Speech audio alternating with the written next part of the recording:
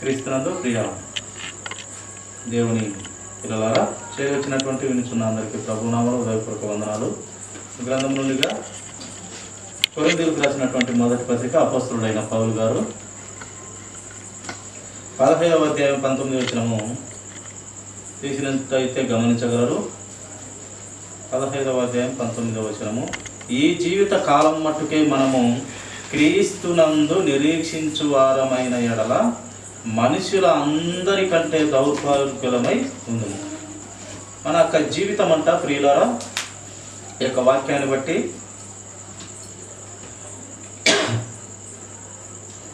ఏమి తెలియపరుస్తున్నదంటే ఈ వాక్యము ఏదో మనకు జన్మము, మనము పుట్టిన దగ్గర నుండి చనిపోయే వరకు ఈ జీవితమే ఇంకా జీవితము, ఇంకా తరువాత ఏ జీవితము లేదు, అంతా ఇక్కడే అనుభవిస్తాము, అంతా ఇక్కడే చూస్తాము, బాధలు, ఇరుకులు, ఇబ్బందులు, నరకము అంతా ఇక్కడనే చూస్తాము, అంతా ఇదే అని అనుకుంటే అది పొరపాటు, తప్పు అని గ్రంథం మనకు తెలియపరుస్తున్నది. అలా అనుకున్నట్లయితే మీరు ఈ జీవితం మట్టుకే, నీ పుట్టుక మరణము వరకే జీవితం అని అనుకున్నట్లయితే చాలా తప్పు, చాలా పొరపాటు అని దేవుని వాక్యము తెలియపరుస్తున్నారు. ఇంకా మీకంటే దరిద్రులు, మీకంటే దౌర్భాగ్యులు, మనుషులందరిలో మీ అంత దౌర్భాగ్యులు ఉన్నారని లేఖనం తెలియపరుస్తా ఉన్నారు.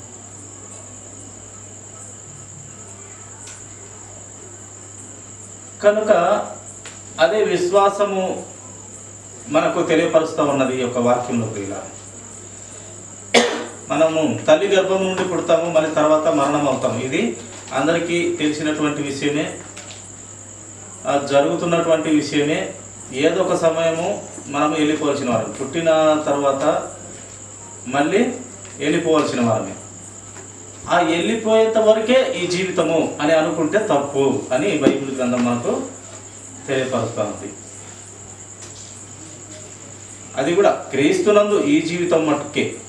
క్రీస్తు ఇప్పుడు మమ్మల్ని పుట్టించినాడు, మనల్ని పుట్టించిన తర్వాత చనిపోయే వరకే, ఇంకంతే. క్రీస్తులో బ్రతుకుతున్నాము, ఆ చనిపోయేంత వరకే జీవితం అనుకుంటే తప్పు, పొరపాటు, అవిధేయతలో ఉన్నావు అని తెలియపరుస్తూ ఉన్నది గ్రంథంలో ప్రియ. కనుక అప్పుడు మనం ఏం చేయాలని మనము దేవుడు చెప్తున్నాడంటే, నీవు ఇంకా తెలుసుకోవాల్సింది చాలా ఉంది, దేవుని ప్రేమను తెలుసుకోవాల్సింది చాలా ఉంది, ఆయన ప్రత్యక్షత, ఆయన ప్రణాళిక, ఆయన ఉద్దేశాలు, ఆయన చిత్తము తెలుసుకోవాల్సింది చాలా ఉంది అని ఈ వాక్యం ద్వారానే చాలా విషయాలు, అనేక విషయాలు మనకు బోధపడతాయి, తెలియబడతాయి. అందుకే బైబిల్ గ్రంథము తెలియపరుస్తూ ఉంది, నువ్వు తల్లి గర్భంలో పుట్టి మళ్ళీ తర్వాత దిగంబరిగా వస్తావు, మళ్ళీ దిగంబరిగానే ఏ యొక్క బట్టలు లేకుండా పుడతావు, ఏ బట్టలు లేకుండా మళ్ళీ వెళ్ళిపోతాము. అది క్రీస్తులో ఉండి అలా జరిగినా కూడా అలా అనుకున్నట్లయితే పొరపాటు, దౌర్భాగ్యులు అవుతారు, మీరు మనుషులందరికంటే దౌర్భాగ్యులు అవుతారు అని లేఖనము తెలియపరుస్తూ మనము చదువుకుంటున్నాము, ఇప్పుడే తెలియపరుస్తూ వచ్చింది. కానీ దేవుని వాక్యము లేక దేవుని మాటలు, ప్రవక్తల మాటలు, భక్తుల మాటలు, మహాభక్తుల మాటలు తెలియపరుస్తున్నది ఏంటంటే, అసలు చనిపోయిన తర్వాత నుంచి అసలైన జీవితము మొదలవుతుందని గ్రంథము తెలియపరుస్తాము. చనిపోయిన తర్వాత నుండి ఇంకా మనకు అసలు జీవితంగా, ఆ పెద్ద జీవితమే మనకు ఇంకా ప్రారంభమవుతుంది అని గ్రంథం తెలియపరుస్తుంది. అదే మనం నమ్మాల్సినటువంటి యేసు క్రీస్తు రక్తంలో కడగబడినటువంటి పిల్లలు, లేక ఆయన రక్తంలో ఇంకా రానటువంటి పిల్లలు కూడా గ్రహించాల్సిన విషయము అది పిల్ల. ఇప్పుడు లోకంలో బ్రతుకుతున్న ప్రతి విశ్వాసి, ఆయన రక్తంలో కడగబడిన ప్రతి బిడ్డ, ఎప్పుడో మనం చనిపోయిన తర్వాత మళ్ళీ యేసుక్రీస్తు ప్రభువారు ఏ తరంలో వస్తాడో, ఎప్పుడు వస్తాడో అది ఎవరికి తెలియదు. ఇంకా ఎన్ని సంవత్సరాలకు వచ్చాడో, ఎన్ని తరాల తర్వాత వస్తాడో మనకైతే తెలియదు. మనము చనిపోయిన తర్వాత ఇంకా ఎన్ని తరాలు పోతాయో, ఇంకా ఎంతమంది చనిపోయిన తర్వాత ఇంకా ఎన్ని తరాలు వచ్చిన తర్వాత యేసుక్రీస్తు వారు వస్తారో మనకు తెలియదు. అప్పుడు వచ్చిన తర్వాత అప్పుడు అసలైన జీవితము ఆయన లేపుతాడు. మొదటగా లేపే దేవుడిని అప్పుడు జీవంలో ఉన్నటువంటి వారిని కాదంట, చనిపోయిన వారిని మొదటగా అందరినీ లేపుతాడు. అప్పుడు ప్రతి ఒక్కరూ లేపుతారు. ఆయన రక్తంలో కడగబడిన ప్రతి ఒక్కరిని లేపుతాడు. మళ్ళీ ఆయన రక్తంలో కడగబడిన వారిని అందరినీ తీర్పు పునరుత్థానంలోకి ఆధారపరుస్తాడు. అక్కడ తీర్పు జరుగుతుంది. ఆ తీర్పు తర్వాత మళ్ళీ నరకమో పరలోకమో ఆయన అక్కడ నిర్ణయిస్తాడు. కనుక అసలైన జీవితము చనిపోయిన తర్వాత, యేసుక్రీస్తు రెండవ రాకడగా వచ్చిన తర్వాత మనకు అక్కడి నుంచి చాలా గొప్ప జీవితం ఉంది. అక్కడి నుంచి అసలైన జీవితము ప్రారంభమవుతుంది. ఆ నుంచి ప్రారంభమవుతుందంట కొన్ని యుగ యుగాలు, కొన్ని కోట్ల సంవత్సరాలను దేవునితో ఉండుటకు. ఆయన రక్త ప్రోక్షణలోకి వచ్చిన పిల్లలు ఆయనతో కూడా ఆయన రాజ్యంలో ఆ పవిత్రులు ఉండే ఆ పరలోక పట్టణంలో అక్కడ ఎన్ని సంవత్సరాలు, ఇంకా ఆయన సంవత్సరాలు లెక్కింపకూడదు. ఇంకా యుగ యుగాలు, ఉన్నన్నాళ్ళు, శాశ్వత కాలము, నిత్యరాజ్యము, ఇవన్నీ ఇంకా అక్కడ నుంచి జీవితము స్టార్ట్ అవుతుంది. ఆ నుంచి మొదలమవుతుంది అని గ్రంథం మనకు తెలియపరుస్తా ఉన్నది ప్రియుల. అందుకే దేవుడు గొప్ప మాటలు తెలియపరిచినాడు. మొదటిగా నా నీతిని, నా రాజ్యాన్ని వెతకండి, ఈ లోక సంబంధమైనటువంటిని విడిచిపెట్టండి. అలాగే కంటికి కనపడేదంతా నిత్యము కాదు, నిత్యములు కాదు. కంటికి కనపడనిదే నిత్యములు. కంటికి కనపడనటువంటి దేవుడే నిత్యమైన వాడు, నిత్యత్వంలో ఉన్నటువంటి వాడు. మీరు కూడా ఆత్మగా ఆయన చేర్చుకున్నప్పుడు, లేక తీర్పులేకి పిలుచుకున్నప్పుడు, లేక యేసుక్రీస్తు ప్రభువారు రెండవ రాకడగా మనకు మహిమ శరీరాలు ఇచ్చి పిలుచుకొని పోయేటప్పుడు మనము కూడా ఆ ఆత్మగా, కంటికి కనపడని ఆ ఆత్మగా ఉంటాము. అప్పుడు లింగభేదం ఉండదు, ఆడమగా ఏ తేడా ఉండదు. అందరూ దేవదూతల వలె ఉంటారు. అందుకే ఆ సమయంలో యేసుక్రీస్తు ప్రభువారు ఒక ఆమెకు 7 మంది భర్తలు ఉండిరి. ఆ 7 మంది భర్తలు పరలోక రాజ్యం చేరిన తర్వాత ఈమె 7 మందిలో ఎవరికి భార్య ఉండును అని ఒక డౌట్ వచ్చి యేసుక్రీస్తు ప్రభువారిని అడిగినప్పుడు యేసుక్రీస్తు ప్రభువారు చెప్పినాడు, నాయన అక్కడ ఎవరు పెళ్ళిళ్ళు చేసుకోరు, పెళ్ళిళ్ళు తీయబడరు, పెళ్ళిళ్ళు చేసుకోరు. అందరూ దేవదూతల వలె ఆత్మలుగా ఉంటారు. అక్కడ లింగభేదము లేదు, ఆడమగాని తేడా ఉండదు. అందరూ ఆత్మస్వరూపిగా, దేవుని స్వరూపంగా ఆత్మ కలిగి ఉంటారు. ఇక భార్య భర్తల సంబంధము లేక ఏ సంబంధాలు అక్కడైతే ఏమి ఉండరు, ఎవరెవరు పెళ్ళిళ్ళు చేసుకోరని దేవుడు చెప్పినాడు. కనుక మనమైతే ఏం చేస్తున్నామంటే ఈ లోకంలో ఆ పెళ్ళిళ్ళు కావాలి, పిల్లలను కనాలి. ఆ కనిన పిల్లలకు వాళ్ళకు పెళ్ళిళ్ళు చేయాలి, చదివించాలి, మంచి ఉద్యోగాలు రావాలి, ఇల్లు వాకిలు కట్టాలి, భూములు కొనాలి, పొలాలు కొనాలి. ఇంకా ఏముంటాయి ఈ లోక సంబంధమైన ఆశలు? కార్లు, బంగళాలు బాగా ఉండాలి. తిండికి ఎప్పుడు అడుగు తినేవారంగా కాకుండా పుష్కలంగా ఉండాలి. ఈ లోక సంబంధమైనవి ఇవన్నీ. కానీ దేవుడు చెప్తున్నదేమి? మొదటగా నా నీతిని, నా రాజ్యాన్ని వెతకండి. ఈ లోక సంబంధమైనదే అది నేను చూసుకుంటాను. నీకు బట్ట కావాలా, తిండి కావాలా, ఇదంతా నేను చూసుకుంటాను. ముందు నా నీతిని, నా రాజ్యం వెతుకు. కంటికి కనపడని దేవుడు ఎంతలా ఆయన రూపంలో ఏర్పరచుకున్నటువంటి బిడ్డలని, ప్రతి మనిషిని ఎంతలా ప్రేమిస్తున్నాడు.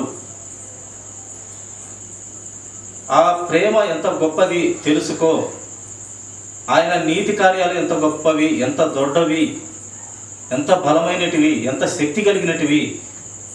పరలోక రాజ్య పట్టణము ఏ మహిమతో నిండి ఉంటుంది, ఎలాగా ఉండబోతుంది అని భక్తులు చాలామంది గ్రంథంలో పరిశుద్ధాత్మ ప్రేరణ ద్వారా ఆత్మీయ కన్నులతో చూసిన దానిని రాసినారు. చాలా విలువైన పట్టణం అది. ఆ పట్టణం కోసము బ్రతకండి. అందుకే అబ్రహాం గారు ఆ సమయంలో లోతు గారికి, అబ్రహామునికి ఈ భూమి అంతా 2 భాగాలుగా వాళ్ళిద్దరి చేతిలోనే ఉన్నది. ఒకవైపు అబ్రహాముకు ఇవ్వబడితే ఇంకొక వైపు లోతు గారికి ఇచ్చినట్టుగా బైబిల్ గ్రంథంలో చూస్తాం. అంత ఆస్తిపరులు, అంత ధనం కలిగిన వారు, అంత వెండి బంగారములు కలిగినటువంటి వారు, పశు సంపద కలిగినటువంటి వారు, ఒంటెలు, ఎడ్లు, అలాగే గాడిదలు, ఇవంటి చాలా చాలా ఎక్కువగా ఉన్నాయి వారిద్దరికి. వారి తర్వాత మళ్ళీ యోబు గారికి కూడా చాలా ఎక్కువగా ఉన్నట్టు మనము చదువుతాం. వారికి ఈ భూమి మీద అంత ఆస్తి ఇచ్చినప్పటికీ దేవుడు వారిద్దరికే ఈ భూమి అంతా కూడా సగం సగంగా ఇచ్చినప్పటికీ వారు ఏం వెతికినారు? దేవుని మాటను లక్ష్య పెట్టినారు, దేవుని మాటను ఆలోచన చేసినారు. చేసి వారు గొప్ప గొప్ప బిల్డింగులు కట్టుకోలేదు, గొప్ప గొప్ప ప్యాలెస్లు కట్టుకోలేదు, ఒక చిన్న గుడారాలలో ఉన్నారు. అంత ఆస్తిపరులు అయినప్పటికీ చిన్న పరలోక రాజ్యంను తయారు చేసిన నిలువరమైన పట్టణం కోసం ఆశ కలిగి ఉన్నారంట. ఎవరు? అబ్రహాం. ఆ నిలువరమైన పట్టణం కోసం చూస్తూనే ఉన్నాడంట. పిల్ల ఈయనకు ధన సంపద, పశు సంపద, ఆయన కింద పనిచేసేవారు, గొర్రెలు, మేకలు, ఇవన్నీ ఎంతో విస్తారంగా ఉన్నాయి. వీటి మీద ఆయన దృష్టి పెట్టలేదు. ఆయనను చూసి మనం బుద్ధి తెచ్చుకోవాలి, జ్ఞానం తెచ్చుకోవాలి. ఇంత సంపద కలిగి ఆయన ఏంది ప్యాలెస్ కట్టలేదు, ఇది కట్టలేదు, అది కట్టలేదు. ఆ దేవుడు చెప్పినటువంటి మాట ప్రకారము ఆ నిలువరమైన పట్టణము, ఆ పరిశుద్ధులుండే పట్టణము, ఆ దేవుడు చెప్పినటువంటి పట్టణం కోసం ఎదురు చూస్తున్నాడంట ఆయన. అలాగా మన జీవితాలు ఉండాలని ఈ వాక్యం ద్వారా మనకు తెలియపరుస్తూ ఉన్నది. ప్రియుల, ఆకాశ పక్షులు చూడండి, అవి విత్తవు, కోయవు, వాటిని నేను పోషించడం లేదా? మీకెందుకు శ్రమ? మీ చింత యావత్తు నా మీద పెట్టండి. వాటిని పోషిస్తున్నాను కదా, అవేమన్నా పొలాలు చేసి ధాన్యం పండిస్తున్నాయా? అవి విత్తవు, కోయవు, సమకూర్చుకొనలేవు, వాటిని పోషించగలిగింది. వాటికన్నా శ్రేష్ఠులు కారా మీరు? మిమ్మల్ని నేను పోషించుకోలేనా అని దేవుని మాటలు, అద్భుతమైన మాటలు ఎందు నిమిత్తము తెలియపరుస్తున్నాయంటే పరలోక రాజ్యము నిమిత్తము చెప్తూ ఉన్నారు. ఆ పట్టణం కోసము మీరు ఏదైనా ఈ లోకంలో చేయండి, అక్కడ ధనం సంపాదించుకోండి, ఇక్కడ కాదు అంటారు దేవుడు. ధనము అక్కడ సంపాదిస్తే అక్కడ చెమ్మెటలు కొట్టవంట, అవి ఎలుకలు కొట్టవు, ఆ డబ్బు ఎక్కడికి పోదంట. ఇక్కడ సంపాదించుకునేది చిమ్మెటలు కొడతాయి, అన్నీ నాశనం చేస్తాయి. ఎందుకు ఈ గొప్ప మాట అన్నాడంటే దేవుడే చెప్పిన మాట, ఆయన పలికిన మాటలో ఒక అక్షరం కానీ ఒక పొల్లు కానీ నెరవేరకుండా ఉండిపోదు, కంపల్సరీ నెరవేరాల్సింది. ఈ లోకమంతా ఒకప్పుడు ఒక సమయము, ఆయన నిర్ణయించిన సమయం అంతా నాశనం చేయబోతున్నారు. నరులమే, బలహీనులమే, బుద్ధిహీనులమే, పనికిమాలినమే, నరమాత్రములమే ఆశ ఉంటుంది. అయినప్పటికీ దేవుని వాక్యం ద్వారా ఆశ కలిగి ఉన్న అత్యాశ లేకుండా దేవుని వాక్యం ద్వారా మన జీవితాలను సరిదిద్దుకుంటూ కట్టబడుకుంటూ, ఆ అబ్రహాము ఎంత చక్కగా అంత ఆస్తి ఉన్నప్పటికీ ఆ పట్టణం కోసం ఎదురు చూసినాడని వ్రాయబడుతూ వచ్చింది. ఎంత గొప్పవాడైనా ఆయనకు లేనిది ఏమన్నా ఉందా? భార్యలు కానీ, అలాగే ఆస్తిపాస్తులు కానీ, పనివారు కానీ, పశు సంపద ఆయనకు లేనిదే లేదు. భూమి సగభాగము భూమి అంతా ఆయనకే ఉండెను. ఆయన ఇలాంటి వాటి మీద దృష్టి పెట్టలేదు, ఈ లోకం మీద దృష్టి పెట్టలేదు. ఆ దేవుని పట్టణం కోసమే దృష్టి పెట్టాడు. అందుకే ఆయన గుడారాలలో చిన్నగట గుడార వేసుకుని ఆ గుడారాలలో ఉంటూ ఆ నిలువరమైన పట్టణం గురించి ఆలోచన చేసేవాడు. ఆ దేవుడు అబ్రహాంతో మాట్లాడిన మాటలే గుర్తు చేసుకునేవాడు. నీ ద్వారా నీ వంశంలోనే ఇశ్రాయేలుగా నీ వంశంలోనే నేను ఏర్పరచుకుంటాను, చాలా అభివృద్ధి చేస్తాను, లెక్కలేనంత జనాన్ని నీ ద్వారానే నేను విస్తరింపచేస్తాను అని వాగ్దానం చేసిన దేవుని మాటను నమ్మి దాని ప్రకారం ఈ లోక సంబంధమైన ఆశలు లేక బ్రతికినట్టుగా, ఆయన విశ్వాసం కలిగి ఉన్నట్టుగా మనము ఆయన జీవితంలో చదివిన మాటలను బట్టి మనము గమనిస్తాము. అందుకే ఆయన చెప్పిన మాటను బట్టి ఇస్సాకు బలిని కూడా ఆయన చంపేద్దాం అనుకున్నాడు. కానీ యేసుక్రీస్తు ప్రభువారు మళ్ళీ ఆపమని చెప్పి అబ్రహాం ఆపు అని చెప్పి ఆ పొదలో పొట్టేల్ని మళ్ళీ దహన బలిగా చేసినాడు. ఆయన చంపినా మళ్ళీ తిరిగి ఇవ్వగలడు, పరీక్ష పెట్టినాడు అంతే. ఇలాంటి పరీక్షలు మనకు కూడా పెడుతూ ఉన్నాడు, ప్రతి కుటుంబంలో పెడుతున్నాడు. ఏ విధంగా పెడుతున్నాడు అంటే, ఒక్కొక్కసారి ఆర్థిక ఇబ్బందులు పెట్టి పరీక్ష పెడతాడు, ఒక్కొక్కసారి అనారోగ్య పరిస్థితులు పెట్టి ఇబ్బంది పెడతాడు, ఒక్కొక్కసారి పిల్లలు లేకుండా పెట్టి నీకు ఇబ్బందులు పెడతాడు. ఎందుకు ఇవన్నీ నానాక సమస్యలను పెడతాడంటే, ప్రభు వైపు నీవు తిరగనీకి, సృష్టికర్త అయిన దేవుని వైపు ఆలోచన వైపు తిరగనీకి నీకు పెడతాడు. నీకు అన్ని పుస్తకాలను ఇచ్చే నీవు ప్రభువుని లెక్క చేయవు, ఎవరిని లెక్క చేయవు. అన్ని పుష్కలంగా ఇచ్చిన అబ్రహాము చక్కగా దేవుని వెతికినాడు. ఈ లోకము సంబంధమైన ఇప్పుడుండే అబ్రహాములు అయితే అన్నీ ఇస్తే ఏం జరుగుతుంది? దేవుణ్ణి లెక్క చేయడు, దేవునికి భయపడడు. ఎందుకంటే నీకు ఆస్తులు ఉంటాయి, పొలం ఉంటుంది, ఇల్లు వాకిలి అంతా బాగా ఉంటుంది, లెక్క చేయడు. అందుకే దేవుడు కూడా అలాంటి వారిని, ఆస్తిపరులను లేక ధనవంతులను, అందరి కోసం వచ్చింది దేవుడు, కానీ అలాంటి వారి గురించి పెద్దగా ఆలోచన చేయడు. కానీ దేవుడు పేదవారి పట్ల, ముఖ్యంగా దేవుడు విరిగి నలిగిన హృదయాల పట్ల, పేదవారి పట్ల, అలాగే ఆ భర్త చనిపోయినటువంటి విధవరాళ్ళ పట్ల, అనాథ పిల్లల పట్ల చాలా శ్రద్ధ, ప్రేమ కలిగి వారి మీద దృష్టి ఉంచుంటాడు. ప్రియుల,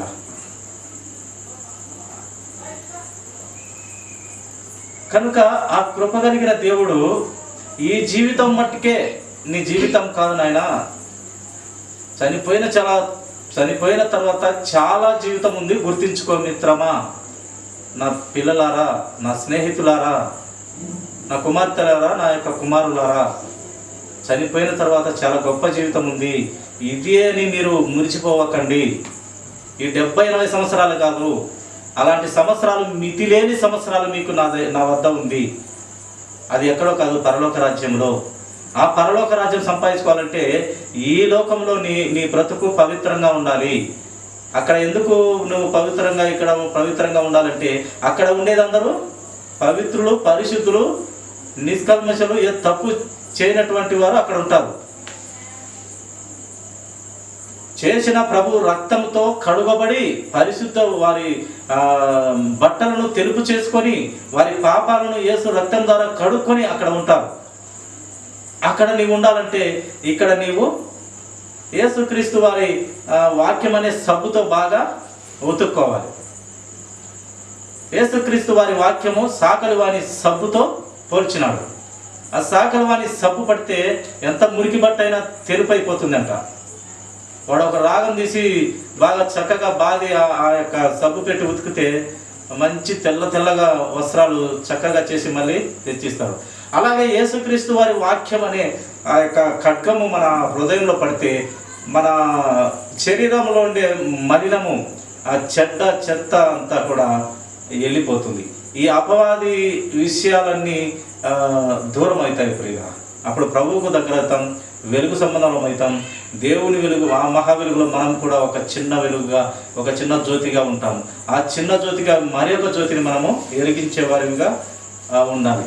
ఎందుకు ముఖ్యంగా ఈ వాక్యాన్ని బట్టి ఇలా చెప్పాల్సి వస్తుందంటే, ఈ లోకము శాశ్వతము కాదు, పరలోక రాజ్యమే శాశ్వతము. ఎందుకు ఈ లోకంలో నీకు శాశ్వతగాని లోకంలో 70-80 సంవత్సరాలు నీకు ఇక్కడ పెట్టి దేవుడు అక్కడికి పిలుచుకోవాలనుకుంటున్నాడంటే, నిన్ను ఒక వజ్రము కూడా, మొదటిగా అది వజ్రము ఏమై ఉంటుందంట, ఒక బొగ్గుగా నల్లగా ఉంటుందంట. ఈ భూమి లోపల ఒక నల్లటి రాయి ఒక బొగ్గుగా ఉంటుంది.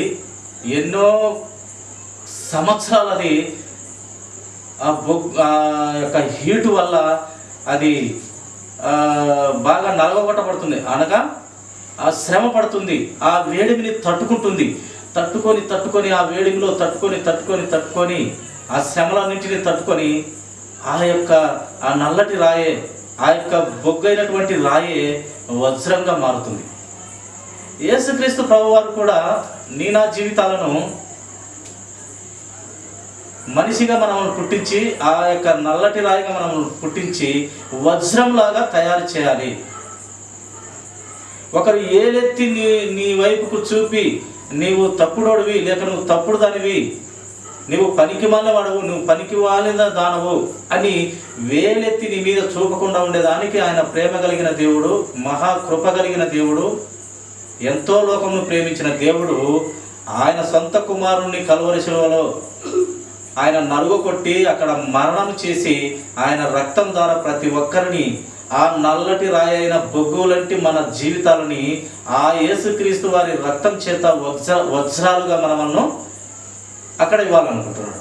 ఈ లోకంలో ఈ శ్రమలు, బాధలు, ఇరుకులు, ఇబ్బందులు, ప్రతి విధమైన శోధనలో మనం బయటపడగలగాలి అంటే యేసుక్రీస్తు వారి నోట నుండి వచ్చినటువంటి మాటల ద్వారా మనము బ్రతికినట్లయితే నీవు చివరికి తండ్రి యొద్దకు చేరాలకు మరణమై మనము కాటికి వెళ్ళిన తర్వాత మళ్ళీ ఆయన వచ్చిన తర్వాత మన జీవితము వజ్రం లాంటి జీవితముగా ఆయన దగ్గర ఉంటాం. కనుక ప్రియులారా, ఈ యొక్క వజ్రం లాంటి జీవితము ఇంకా ఎంత కాల్చినా ఆ వజ్రము మళ్ళీ బొగ్గయ్యే ఛాన్స్ ఉండదు. ఇంకా నీవు ఎంత మెరుగు పెడితే అంత మెరుగు ఇస్తుంది ఆ యొక్క బంగారమే కానీ ఆ వజ్రమే కానీ. ఎంత అగ్గిలో వేస్తే అది అంత మెరిసిపోతుంది. ఎంత కష్టపెట్టినా దాని హీట్ చేసినా అది అంత వెలిగింపబడుతుంది. అలాగే దేవుని వాక్యం ద్వారా నీ ఇరుకులు, ఇబ్బందులు, బాధలు అన్నీ సహించి వాక్యం ద్వారా నువ్వు కట్టబడుతూ దిద్దబడుతూ వెలుగుగా వస్తుంటే దేవుడు కూడా వాక్య ప్రకారము భయభక్తులు కలిగి బ్రతుకుతూ వస్తుంటే ఎన్ని శ్రమలను రాని నేను దేవుని వాక్యం చేత కట్టబడతాను. నాకు పిల్లలే లేకపోని దేవుడు ఎప్పుడోసారి ఇస్తాడు. ఏ ఉద్దేశం చేత నాకు ఇవ్వలేదో అది దేవుని ప్రణాళిక అని ప్రతిదీ దేవుని మీద వేసి మన చింత యావత్తు ఆయన మీద వేసినట్లయితే ఆయన కనికరించే దేవుడు, దయగలిగిన దేవుడు, కృప కలిగిన దేవుడు. ఆయన ప్రతి దినము నూతన వాత్సల్యత పుట్టగలిగే దేవుడు. ప్రతి దినము ఆయనకు ప్రేమ కలుగుతూ ఉంటుందంట. అసలు దేవుడు అంటే ఆ ప్రేమ అయి ఉన్నాడు. ఆయన ప్రేమ అంట ప్రియులారా. ఒక దేవుడు అంటే ఒక ప్రేమైన ఒక ముద్దగా ఆయన ఉన్నాడు. అంతలా ప్రేమిస్తున్నాడు. మన మంచి కోసమే ఆయన ఒక్కొక్కసారి ఇరుకులు, బాధలు, ఇబ్బందులు, సమస్యలు అన్నీ పెడతాడు. ఇవి ఎందుకు వచ్చినాయి? నేను ప్రభుని నమ్మినా, ఆయన రక్తంలో కడవబడినా నాకు ఎందుకు వస్తాయంటే, ఆనాడు అబ్రహాం ఆ మాట అనలేదు, ఆనాడు యోబు గారు ఆ మాట అనలేదు, ఆనాడు ఆ రూతు అత్త ఏం పేరు నయోమి అంత వచ్చినా కూడా ఒక మాట అయితే అన్నది. కానీ ఆ నయోమి అని మనసులో చంపేసుకున్నాడు ఆల్రెడీ కొడుకుని. అది ఎరిగిన దేవుడు అబ్రహమా ఆగు అని అక్కడ పరీక్షలో 100% ఆయన విజయవంతమైనాడు. అలాంటి విజయవంతము నీకు నాకు అందరికీ కలగాలని దేవుడు పెడుతూ ఉంటాడు. ఆర్థిక సమస్యలు పెడతాడు, అనారోగ్య పరిస్థితులు పెడతాడు, లేమి పెడతాడు, పెట్టేటప్పుడు పెడతాడు. మళ్ళీ ఆయన ఇచ్చే సమయంలో ఆ అభివృద్ధిగా ఆయన సమృద్ధిని ఇవ్వగలిగిన సమృద్ధి కలిగిన దేవుడు. నాకు లేదని మనము కృంగిపోవాల్సిన అవసరం లేదు. ఆయన ఇచ్చే సమయంలో ఇచ్చే ఒకానొక సమయము నిర్ణయించింటాడు. ఆ యొక్క సమయంలో నిన్ను తలగా పెడతాడు ప్రియులా. చూడండి, మరొక లేఖనం చూసుకుందాము.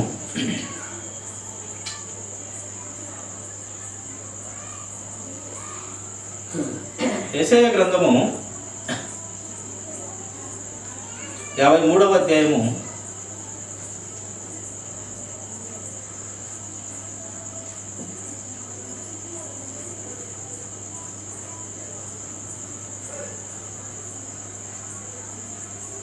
4వ వచనము నుంచి చదువుకుందామండి.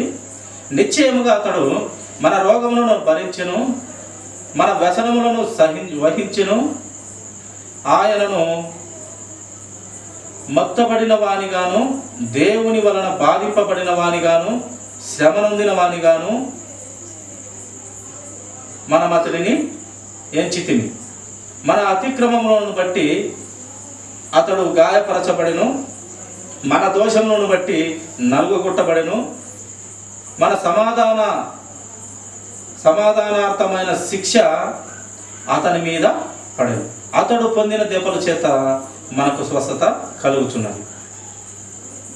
మనకు తప్పులు చేశాం, పొరపాటు చేశాం, ప్రతి విషయంలో పాపలమే, బలహీనమే, బుద్ధిహీనమే, పనికిమాలినోళ్ళమే, నీతిమంతులు లేడు, ఒక్కడు లేడు, అందరూ పనికిమాలినోళ్ళే అని చెప్పినటువంటి దేవుని వాక్యము, దేవుని యేసుక్రీస్తు వారి రక్తం వలన మనము ఏం చేసినాడు? పవిత్రపరిచినాడు, పరిశుద్ధపరిచినాడు, యథార్థతగా ఉండనీకి కృప చూపిస్తున్నాడు, నీతిగా బ్రతకనీకి కరుణిస్తున్నాడు. ఎన్నో రకాలుగా మనల్ని ఆయన రక్తం ద్వారా మనల్ని మంచివారిగా బతకమని చెప్తున్నాడు. మనము తప్పులు చేసినాము, శిక్ష పడాల్సింది మనకు. కానీ ఇక్కడ యేసుక్రీస్తు ప్రభువారు ఆయన తప్పే చేయలేదు, శిక్షలు ఎందుకు పడినాయి? ఎందుకు ఆయనకు శిక్షలు పడాలి? ఎందుకు ఆయన తప్పు చేయలేదు, ఆయనకు శిక్ష ఎందుకు పడాలి? మనం తప్పులు చేస్తున్నాము, మనకు శిక్షలు పడకుండా ఆయన వేసుకుంటున్నాడట. మనకు శిక్షలు వస్తే భరించలేమంట, మనకు బాధ వచ్చే భరించలేము, మనకు వ్యాధి వస్తే భరించలేము. అందుకే ఏబు ఒక గొప్ప మాట అంటాడు. ఏమంటాడంటే, ఆయన ఇచ్చిన సమృద్ధిని మాత్రము నేను అనుభవించవచ్చును, కొంచెం శ్రమ, కొంచెం రోగం పెడితే అనుభవింపకుండా ఉండాలనా?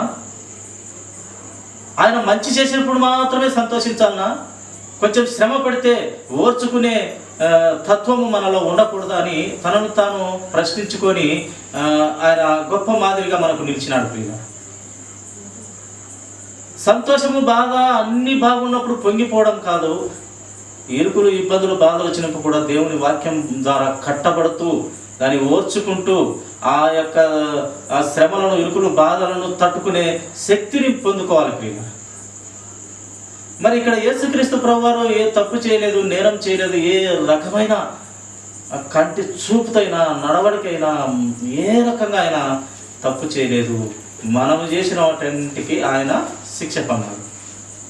అందుకే యేసుక్రీస్తు ప్రభువారి దేవుడు ఆయన వాక్యము చెప్తాడు, మీరు శ్రమలలో ఏం పొందమంటున్నాడు? ఆనందం ఎదుర్కోండి శ్రమలలో అని చెప్పినాడు యేసుక్రీస్తు ప్రభువు. మనము శ్రమలలో వచ్చే 30-40 ఏళ్ళకు చెప్పుకునేదాకా మనము ఉన్నాము. బాధ వచ్చే కుమిలి ఏడుస్తూ ఉంటాం. ప్రార్థన ద్వారా జయించాలి, అడగాలి. శ్రమలు తట్టుకునే శక్తి ప్రసాదించాయా నాకు, ఎందుకు పెట్టినవయ్యా, వీటిని తట్టుకునే శక్తి కూడా నాకు ఇవ్వు, పెట్టినవు నీవే, సరే వాటిని తట్టుకునే శక్తి కూడా నాకు ఇవ్వయా అని మనము ప్రార్థించినట్లయితే, లేక దేవునికి మొరపెట్టినట్లయితే ఆయన ఆ శక్తిని తట్టుకునే శక్తి మనకు బలము సమకూరుస్తాడు. కనుక ఇది మనకు యేసుక్రీస్తు ప్రభువారు తెలియపరుస్తున్నటువంటి గొప్ప మాట. ప్రియుల, ఆయనైతే శ్రమ పడినాడు, తప్పు చేయలేదు. మనము తప్పు చేస్తున్నాము, శ్రమలు వచ్చే బాధపడుతున్నాము.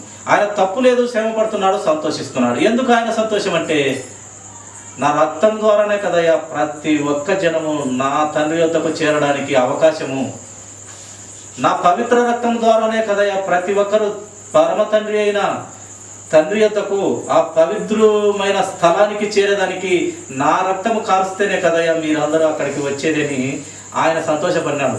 రక్తము కారుతుంది, మరణం అవుతున్నాడు, ఆయన సంతోషపడుతూ ప్రాణాన్ని తండ్రికి అప్పచెప్తున్నాడు. ఇంకా పరమ తండ్రి పైన చూస్తే ఆయన నలుగుకొట్టుట ఆయనకు ఇష్టమైతా వచ్చినది, ఆయనను చంపుట ఆయనకు ఇష్టంగా ఉన్నది. ఎవరు? పరమ తండ్రికి. ఆయన ఒక్క మాట చెప్తే 12 సేనా వ్యూహాలు వచ్చి అక్కడ ఉన్నవారిని అందరినీ చంపేసి యేసుక్రీస్తు ప్రభు వారిని చక్కగా పూలలో పెట్టుకొని పరలోక రాజ్యానికి తీసుకొని పోయే కెపాసిటీ కలిగిన యేసుక్రీస్తు ప్రభు వారు అక్కడ నోరెత్తకుండా ఆ మరణాన్ని మన కోసము అంగీకరించి, తండ్రి కూడా ఇష్టమైనదంటే ఒక్క పవిత్రమైన నా సొంత కుమారుని ద్వారా లోకాన్నంతటిని రక్షించుకుంటే ఇంకా నాకు చాలదా, నా కుమారుడు చనిపోయినా పర్వాలేదు, లోకాన్నంతటిని నేను కాపాడుకుంటానని తండ్రి ప్రేమ. ప్రియులారా, కనుక అట్టి తండ్రి ప్రేమను మనము తెలుసుకొని ఆ పరలోక రాజ్యపు తండ్రి అంత గొప్పవాడు, అంత శక్తి కలిగిన వాడు, అంత నమ్మకమైన వాడు, నీతి కలిగిన వాడు, శక్తి కలిగిన వాడు, బలం కలిగిన వాడు అయినప్పటికీ ఆయన నీ మనసును బలవంత పెట్టడు. నీకు స్వేచ్ఛ ఇచ్చినాడు, నీకు స్వాతంత్రం ఇచ్చినాడు, నీ అంతటా నీవే ఆలోచించుకునే ఆనందం ఇచ్చినాడు. నువ్వు తప్పు చేస్తావా చేసుకో, ఒప్పు చేస్తావా చేసుకో, నీకే ఇచ్చినాడు అది. కానీ దారులు అయితే చెప్తూ ఉన్నాడు, ఆ దారి పోతే నువ్వు నరకానికి వెళ్తావు నా బిడ్డ, ఈ దారికి వెళ్తే నా దారికి వస్తావు నా కుమారుడా కుమార్తె అని చెప్తున్నాడు. బలవంతం పెట్టట్లేదు. ఆయన నెమ్మదైన వాక్యాన్ని మాత్రము విస్తరింపచేస్తూ ఉన్నాడు. ప్రియుల, ఆ యొక్క నెమ్మదైన ఆయన సత్యమైన వాక్యాన్ని అంగీకరించి మనము దేవునికి ఇష్టముగా, దేవునికి భయపడే వారమిగా, ఆయన వాక్యం ముందు శ్రద్ధాశక్తులు నిలిపి ఆయన కోసము బ్రతికే వారంగా, ఎందుకంటే మనకి జీవితాన్ని ఇచ్చింది ఆయనే. యేసుక్రీస్తు వారి కృప వలన ఆయన ద్వారా మనము కన్నాడు దేవుడు. ఆయన సొంత చేతులతో మనము తయారు చేసి కన్నాడు.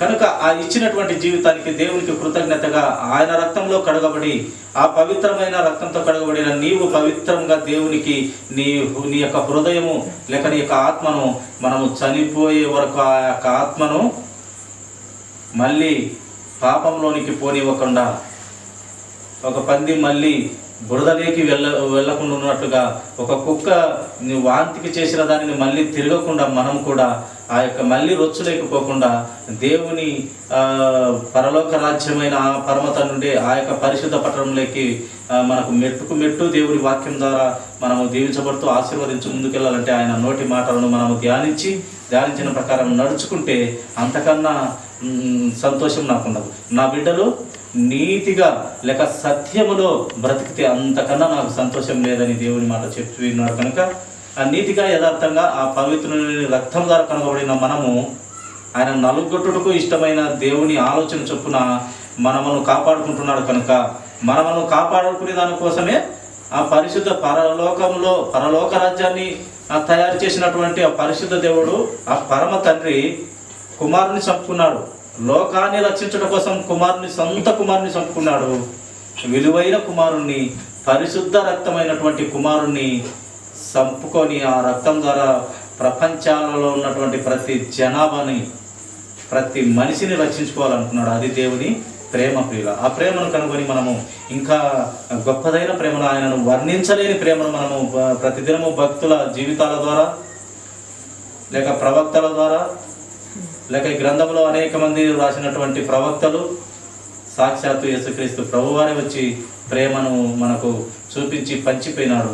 అట్టి ప్రేమలో మనం కూడా నిస్వార్థమైన ప్రేమలో, స్వార్థం లేని ప్రేమలో మనము ఉండి ఆయన చిత్తం నెరవేర్చి ఆయన కోసం బ్రతుకుదామండి. దేవుడి కొద్ది మాటలు దీవించును కాక తల ఉంచినట్లు